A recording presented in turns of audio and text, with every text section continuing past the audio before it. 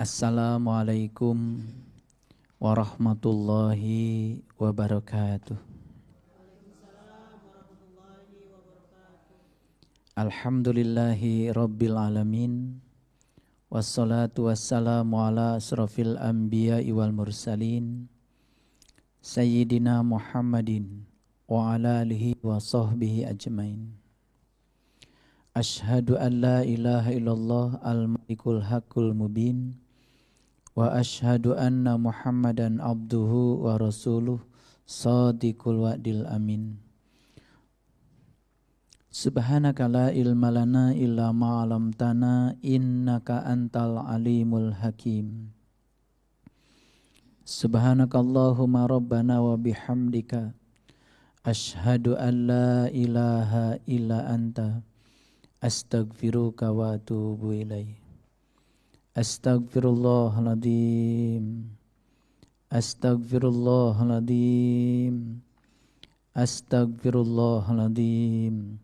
Allazi la ilaha illa huwal hayyul qayyum wa atubu ilaih. Min jami'il ma'asi wa dhunub, la haula wa la quwata illa billahil aliyyil azim.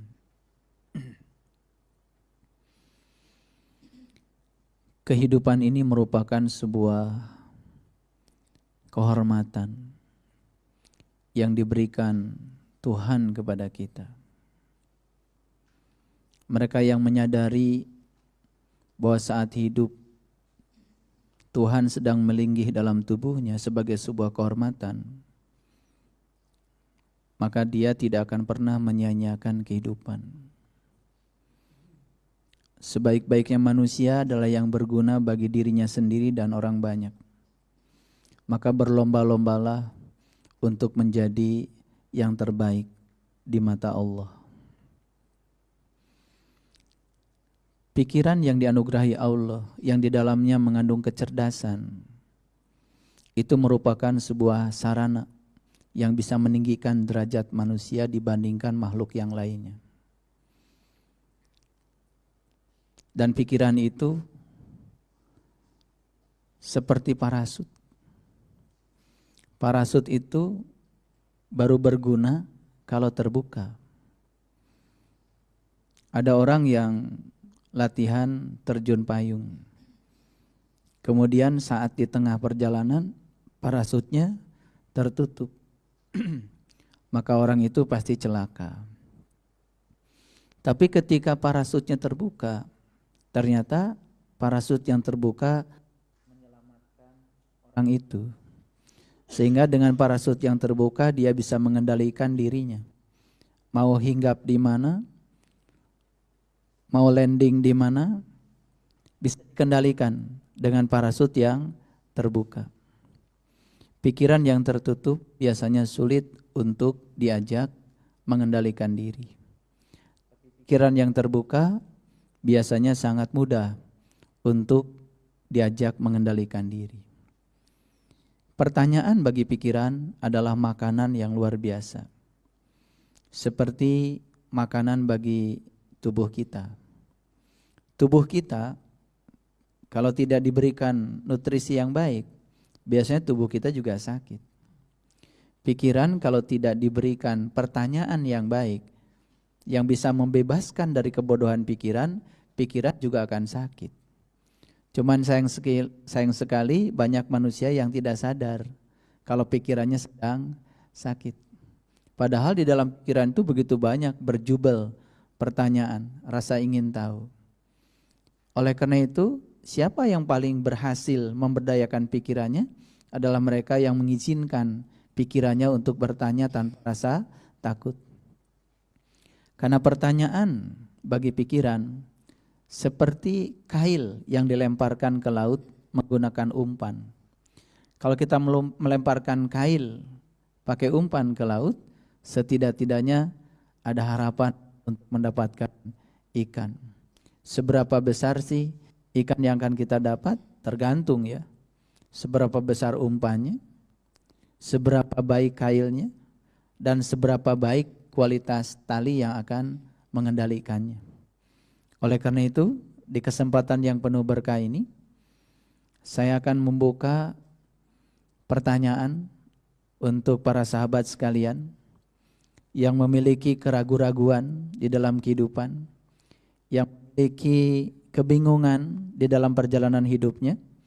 Semoga Allah menjadikan saya sebagai kepanjangan tangannya untuk membebaskan segala keraguan yang mungkin menghinggapi pikiran dan perasaan para sahabat sekalian. Semoga pertanyaan yang dikemukakan nanti merupakan sebuah pertanyaan orang pada umumnya, sehingga siapapun yang mendengarkan dialog ini kemudian merasakan tercerahkan, karena pertanyaan itu adalah pertanyaan bersama, sehingga jawaban yang dialirkan Allah semua juga jawaban untuk setiap orang yang memiliki pertanyaan yang sama, sehingga hari ini kita bisa membebaskan diri kita sedikit demi sedikit dari alam kebodohan, dari alam kegelapan. Barangkali itulah pengantar sedikit dari saya sebelum saya mengizinkan para sahabat sekalian untuk menyampaikan unek-uneknya, pertanyaannya, dan semoga Allah mengizinkan kita semua untuk mendapatkan jawaban-jawaban yang mencerahkan. Untuk kesempatan yang pertama, silakan kalau ada yang mau bertanya, silakan. Silakan berdiri.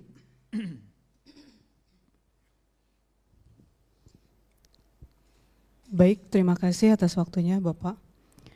Assalamualaikum warahmatullahi wabarakatuh. Waalaikumsalam warahmatullahi wabarakatuh. Di sini saya mau menanyakan, karena kebetulan pertanyaan ini juga menjadi keraguan-raguan saya. Bagaimana caranya supaya saya bisa berdiri menghadap beliau yang di situ ada ini wajah tu wajihiyah, tapi begitu kita tahu takbiratul ihram, pikiran kita jalan-jalan kemana aja, ada cucian kotor, ada pekerjaan belum selesai. Mohon bantuan Bapak untuk bisa mengarahkan saya bagaimana saya bisa sholat dengan khusyuk dan fokus. Terima kasih. Wassalamualaikum warahmatullahi wabarakatuh. Waalaikumsalam warahmatullahi wabarakatuh. Pertanyaannya sangat bagus ya, pertanyaan yang sangat teknis.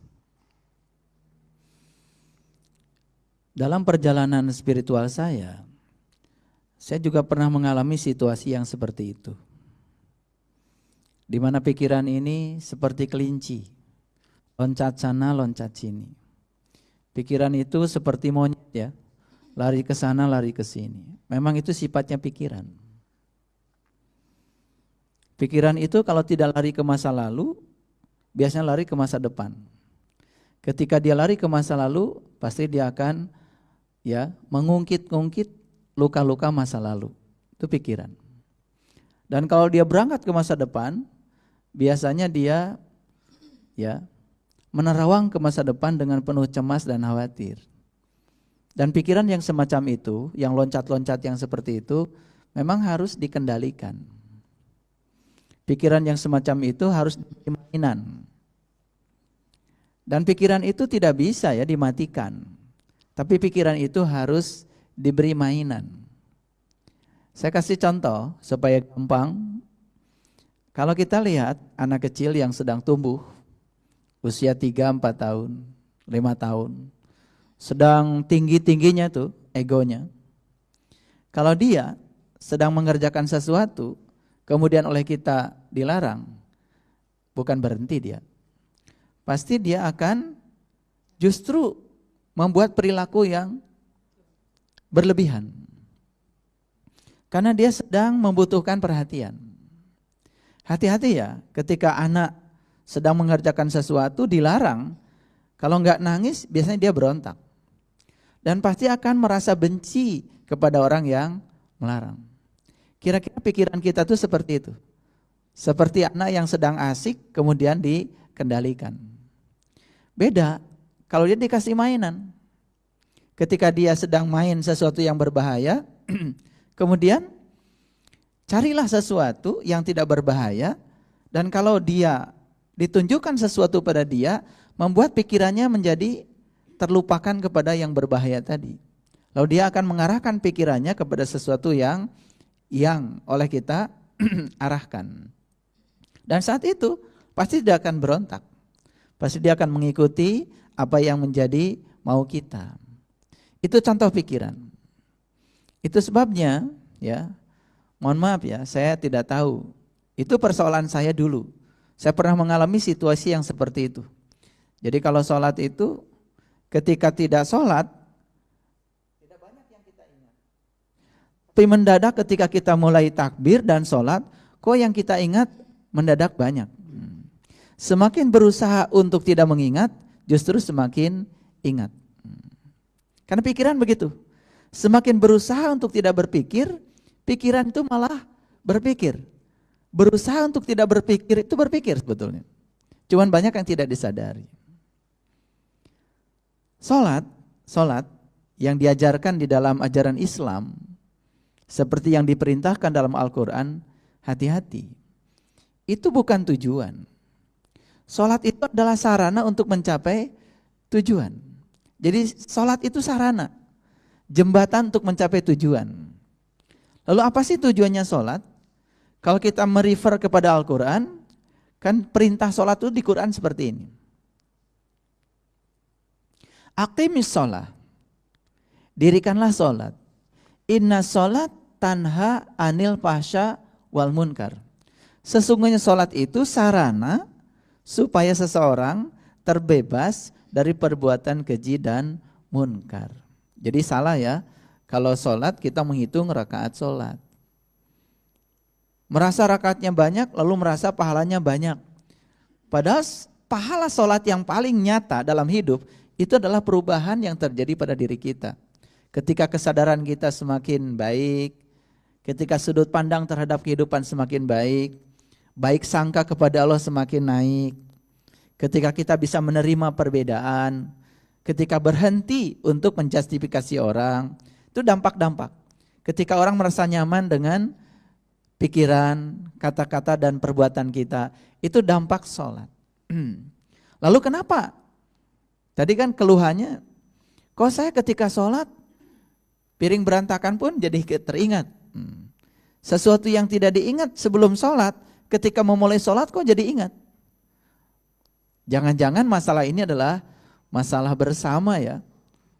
Dan banyak orang yang tidak mencoba secara serius untuk mencari jawabannya. Kata-kata sholat khusyuk itu bukan buatan manusia.